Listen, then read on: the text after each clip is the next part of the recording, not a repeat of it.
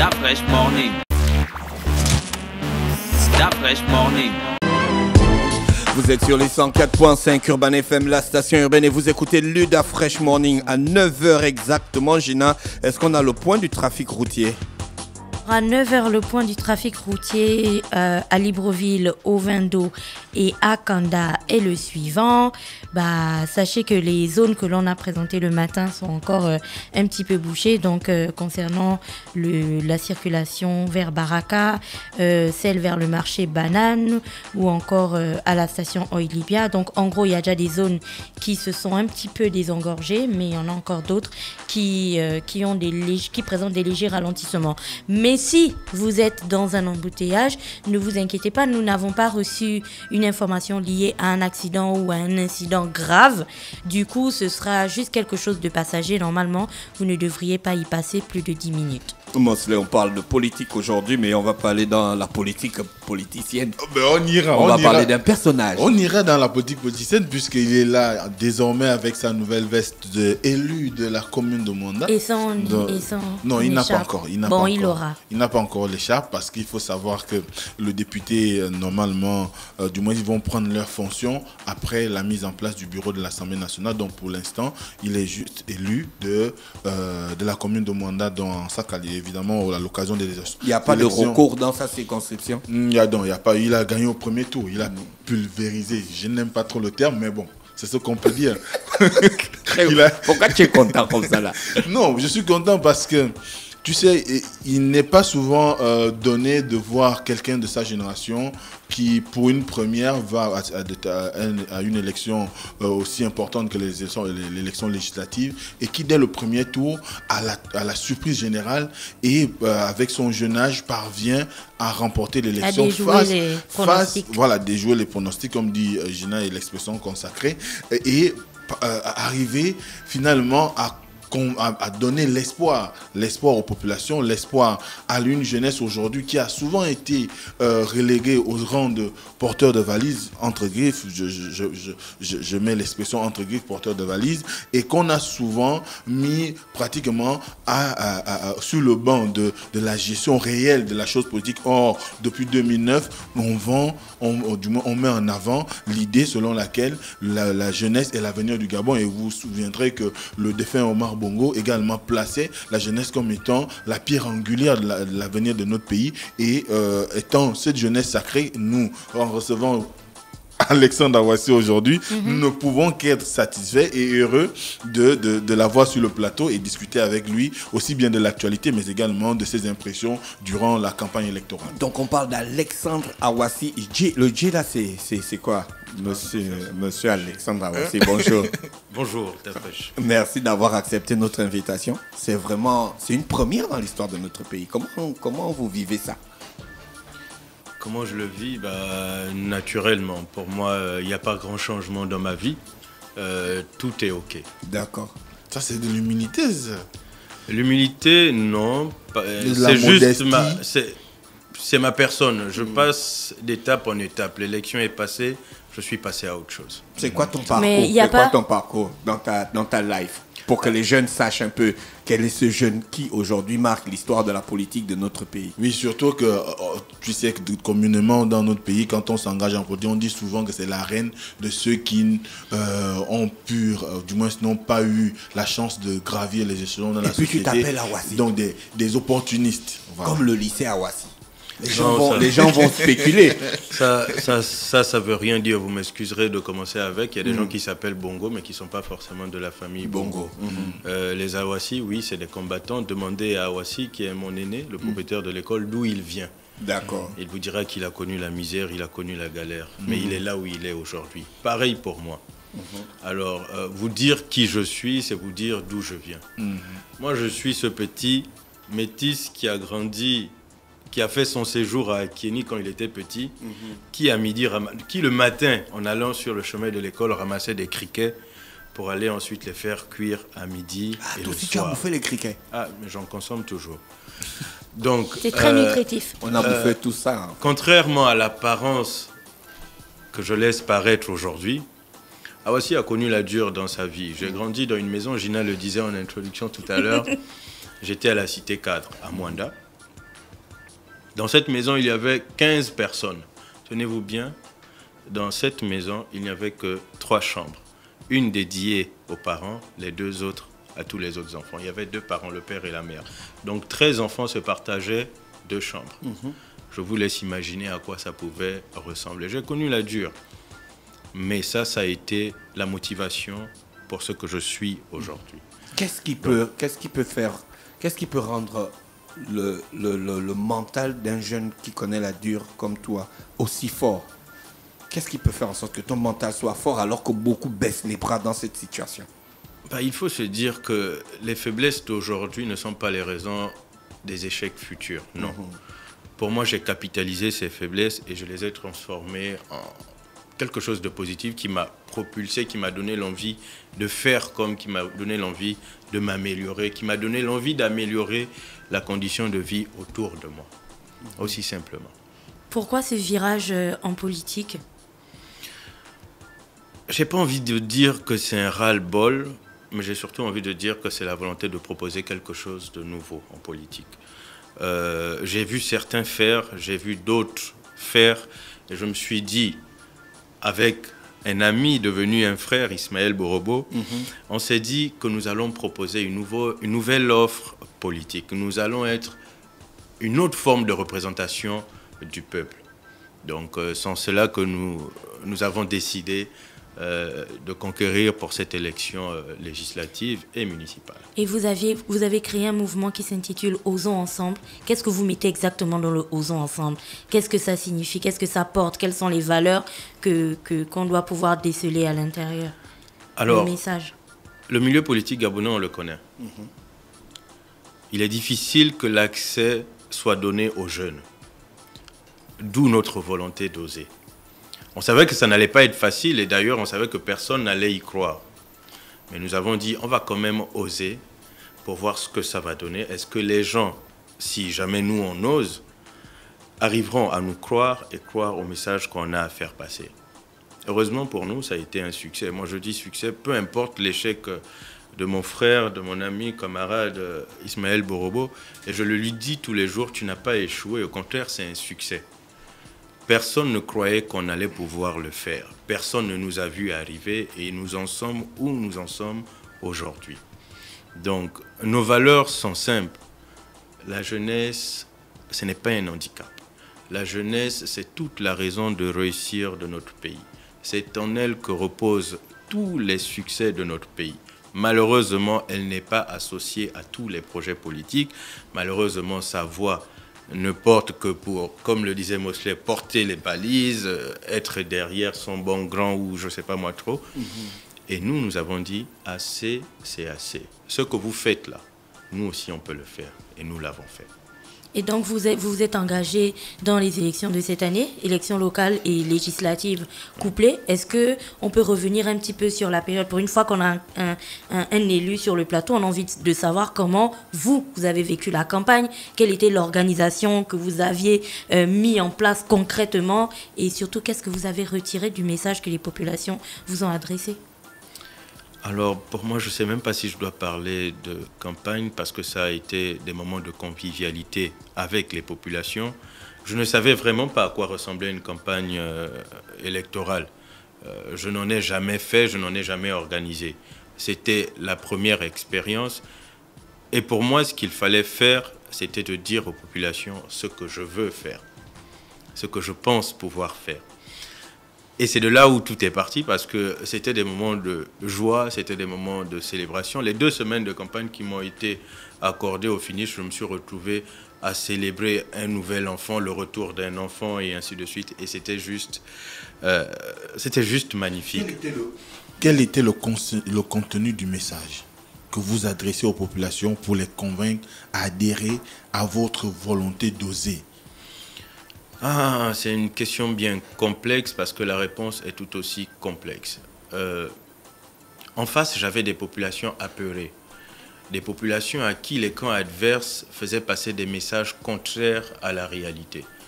C'est un opposant, c'est un menteur, il ne fait pas ceci, il ne fait pas cela, c'est un franc-maçon, vous m'excuserez, mais je n'ai rien contre eux. Et c'est ce qui était dit, simplement pour ternir, pour dénigrer mon image. Moi, au contraire, plutôt que de répondre à ces vaines attaques, il était utile de dire aux populations ce pourquoi nous voulions nous présenter à ces élections. Et vous vouliez vous présenter pourquoi? Améliorer la condition de vie des populations. Mais ça, tout le monde le dit. Tout le De monde le quelle dit, manière? personne Pour les ne le populations de précise. Mwanda, de quelle manière? Concrètement, qu'est-ce que vous mettez dans améliorer les conditions des populations? C'est déjà très bien de le dire, c'est-à-dire tout le monde le dit. Malheureusement, constatez aussi que tout le monde ne le fait pas. D'accord? Mwanda, avant de s'y lancer, nous avons fait le tour et les contours. On sait ce qui est fait, on sait ce qui n'est pas fait. On sait quel budget est alloué à la municipalité. On sait qu'à côté de Mwanda, qu'à l'intérieur de Mwanda, il y a la plus belle entreprise du Gabon actuellement, qui n'est autre que la Comilog. Comilog qui, malgré les crises économiques que connaissent notre pays et le monde, fait des chiffres d'affaires sans précédent. Sa production ne cesse d'augmenter, son chiffre d'affaires ne fait qu'augmenter. Mais les conditions de vie des populations à Mwanda ne changent pas. Sont toujours exécrables. On va du mal en pire. Pour nous, il n'est plus question de caresser justement ces entreprises. Je n'ai rien contre Comilog. Moi, je l'ai dit pendant ma campagne, je suis un pur produit de Comilog. Parce que si je suis allé à l'école, c'est parce que Comilog a construit des infrastructures dans ce sens. Si j'ai pu jouer au handball de manière professionnelle en allant jouer jusqu'à l'étranger, c'est parce que Comilog a mis des plateformes sportives qui m'ont permis de jouer au handball.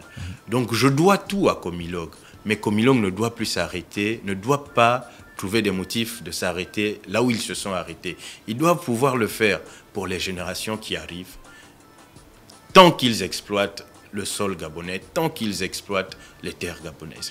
Donc, mais il y a quand même une chose qui se pose quand on parle évidemment de ce contraste qu'il y a entre le fait qu'il y ait eu une installation comme celle de Comilog à Mwanda et quand on regarde le visage ou la physionomie de la ville qui apparaît. Mais souvent on nous fait savoir que la charge sociale ou le montant qui était accrédité à la responsabilité sociale de Comilog a été affecté. Il l'affecte chaque année à la municipalité. Est-ce qu'aujourd'hui le problème vient de Comilog ou des autorités municipales?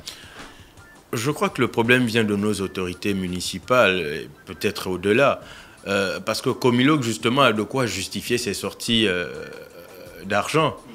Mais nous, nos élus locaux, est-ce qu'ils ont la possibilité de justifier de l'utilisation? Voilà, et comment a été utilisé ces fonds-là? Je ne le pense pas. Au minimum, Comilog dépenserait 100 millions par année pour la municipalité. Sur 8 ans, ça fait 800 millions. Mais allez-y à Mwanda et dites-moi si vous avez la chance de voir, ne fût-ce qu'un franc, l'impact de cette somme-là sur les ruelles ou les voiries urbaines. Est-ce que c'est... Justement, parlant de municipalité, vous avez aussi présenté des candidats au local? Oui, nous avons présenté des candidats. Et quel a été le résultat? Nous en avons eu 4. Nous sommes deuxième, nous sommes arrivés deuxième après le Parti démocratique gabonais.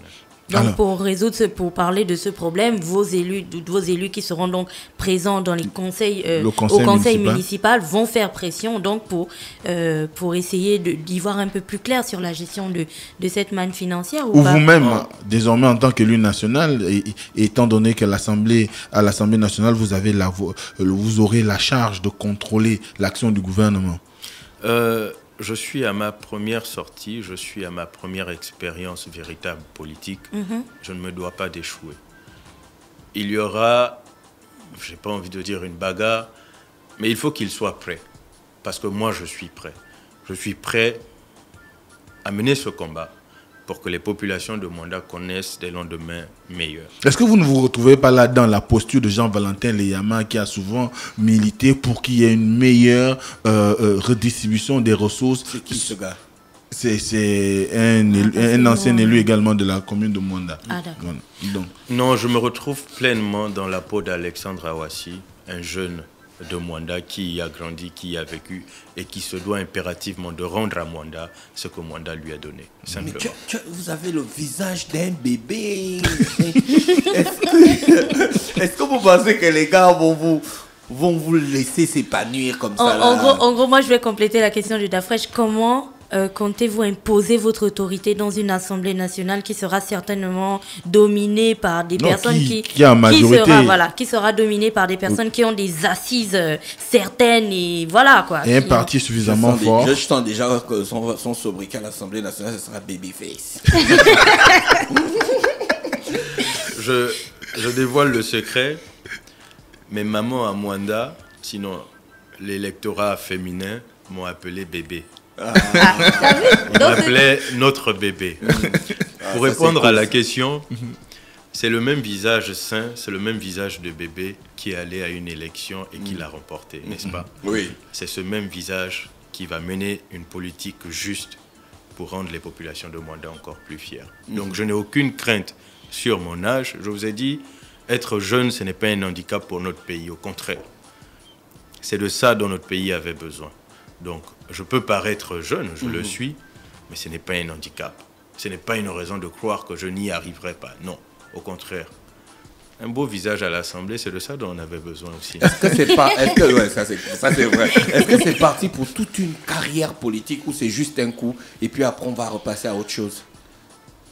J'ai toujours aimé le milieu politique, en ce sens que j'ai travaillé avec les hommes politiques, je les ai accompagnés. Je ne m'étais jamais projeté dans l'homme politique lui-même. Est-ce que c'est le début d'une carrière? Je ne sais pas. Honnêtement, je ne sais pas quel homme politique peut dire qu'il avait une vision sur ce qu'il allait devenir en politique. Moi, je ne sais pas à quoi ça va ressembler parce que l'évolution politique ne dépend pas en réalité que de l'homme politique. Ça dépend de plein de paramètres, ça dépend de ses chefs hiérarchiques, ça dépend de plein d'autres choses. Donc, on va voir ce que ça va donner. Rapidement, pour revenir sur un aspect que tu as abordé, notamment lié à la période de la campagne, on a vu qu'au moment de la communication des résultats du premier tour, et pendant qu'il y avait des suspicions de fraude à votre rencontre, du moins c'est par rapport au fait qu'on accusait vos adversaires directs d'avoir fraudé ou d'avoir utilisé des subterfuges pour soit rabaisser votre suffrage ou encore de faire en sorte que vous passiez au second tour pour vous forcer un tout petit peu la main. Et on a constaté qu'il y a eu un mouvement d'ensemble de la part des populations. On a appelé ça une mini-révolution des populations de votre circonscription. Quel était votre état d'esprit à ce moment-là? J'étais à la fois pris de peur et ému. Pris de peur parce que je me suis dit, je n'ai pas envie que ça tourne au fiasco. Je n'ai pas envie que ma première sortie politique soit la raison d'une bagarre, de blessures, d'échafaudés avec... la police, les bérets rouges qui sont arrivés d'ailleurs ce jour-là. Mais en même temps, j'étais satisfait. Je me suis dit, waouh, petit que je suis, on a pu faire passer tellement bien le message que ça donne ça. On a vu des populations venues de partout. Je vais vous le dire, nous sommes restés plus de 24 heures éveillés devant la municipalité, devant la mairie du 2e arrondissement. Et pas seul, avec des mamans de 60, 70 ans. D'autres nous ont rejoints avec leurs béquilles au petit matin à la mairie pour dire « Rendez-nous notre vote. Donnez à cet enfant ce qu'il mérite. Rendez-lui son élection. » Simplement. Donc, ça m'a fait, pas de la peine, mais j'ai eu beaucoup d'émotions. J'en ai versé des larmes. Parce que voir toutes ces femmes, voir des hommes pleurer pour dire « donnez-nous notre élection », des hommes pleurer à cause de la satisfaction, à cause du résultat, je me suis dit « waouh, on n'a pas pu le faire ». Alors moi j'avais une question, la campagne est terminée, les résultats sont sortis. Non, c'est vraiment... C'est une belle émission, j'aime bien. Alors, la campagne est terminée. Les élections, les résultats sont disponibles désormais. Vous êtes un élu. Sauf qu'on ne peut pas écarter le fait que dans l'histoire de notre pays, c'est un schéma bien connu. Un candidat vient, on va l'élire ensuite il va revenir à Libreville, et puis il va dire rapidement merci aux populations, et puis bam, il va disparaître. En ce moment, on reçoit beaucoup de messages de personnes qui vous écoutent à Mwanda, donc vos électeurs. Quelle est la garantie que vous leur donnez? Qu'est-ce que vous leur dites pour leur assurer du fait qu'en étant ici aujourd'hui, vous n'allez pas les abandonner comme tous les autres députés depuis l'histoire de ce pays ont pu le faire? En politique, on a un allié, le temps. Il parle mieux que quiconque. Ce que je vais dire aujourd'hui peut ne pas être fait demain. Qu'ils soient patients. Ils ont vu un Awassi sortir, qu'ils m'attendent. Après 5 ans, ils pourront me juger. Je peux vous dire plein de choses aujourd'hui sur ce plateau. Je l'ai dit déjà pendant la campagne. Mais est-ce qu'il y a la garantie que je le ferai? Non. Donnez-moi 5 ans. Après 5 ans, je viendrai vous dire. Et je me remettrai justement en question ce qui a été demandé, ce que mes électeurs On va demandent. garder la bande. Gardez-la précieusement. Je reviendrai vous la demander moi-même. Après 5 ans, on verra. Vous pourrez me juger. Vous saurez si j'ai été franc ou non. Pour l'heure, demandez aux populations de Mwanda si elles sont satisfaites, si elles avaient déjà vu un candidat faire ce que moi j'ai fait. Avant même d'avoir pensé à être candidat. Des actions à Mwanda, on en a mené. Je le faisais de manière voilée parce que je voulais même pas que les gens le sachent. Mais malheureusement, le Gabon, nos populations sont comme elles sont. C'est un impératif de dire que papa, c'est toi qui as fait ça. Il faut dire que c'est toi. Donc des actions à Mwanda, on en a mené. Là, nous avons le mandat pour mener d'autres plus grandes actions. On le fera. Il n'y a rien pour nous arrêter. D'accord, je rappelle que ce matin, dans le Da Fresh Morning, on recevait Awassi. Alexandre, oui, tu voulais ajouter une autre question? Oui, la dernière question. Avant que tu n'arrêtes, parce que ça aussi, on ne peut ne pas poser cette question quand on sait qu'aujourd'hui, Alexandre Awassi travaille à la présidence de la République et qu'évidemment, il est proche des cercles de décision du pouvoir, entre griffes, un tout petit proche du Parti démocratique gabonais. Est-ce que il ne sera pas envisagé sous peu qu'on voie Alexandre Awassi porter les couleurs du Parti démocratique gabonais? C'est le transfert de Neymar. Non, mais je n'ai rien contre le PDG et ça, je l'ai dit pendant la campagne. Tous mes électeurs le savent. Je travaille à la présidence, comme vous le dites. Je suis un soutien indéfectible de l'activité et des actions du chef de l'État, de la politique du chef de l'État. Si le chef de l'État juge utile de me ramener dans ses rangs, des rangs auxquels j'ai déjà appartenu dans le passé, puisque j'ai été délégué fédéral de l'UJPDG lorsque j'étais étudiant en Afrique du Sud. Je n'y vois pas d'obstacle. Mais pour l'heure, je suis à l'aise, mais totalement à l'aise avec le mouvement Osons Ensemble. D'accord. Merci encore d'avoir accepté notre invitation. C'est moi qui vous dis merci. Il y a un mot pour terminer notre entretien. À tous les élus du peuple, je leur souhaite une très bonne législature. Et aux populations, je voudrais simplement leur dire, aux populations de Mwanda et d'ailleurs, je voudrais leur dire merci pour le soutien indéfectible durant cette période électorale. Ne baissez pas les bras. J'ai encore besoin de vous et j'ai même encore plus besoin de vous pour m'accompagner tout au long de ce mandat. Voilà, c'était la rubrique Urban Mosley ce matin sur les 104.5 Urban FM, la station urbaine. On repart en publicité. On se retrouve juste derrière avec René Ruth pour l'horoscope des auditeurs. Da Fresh Morning.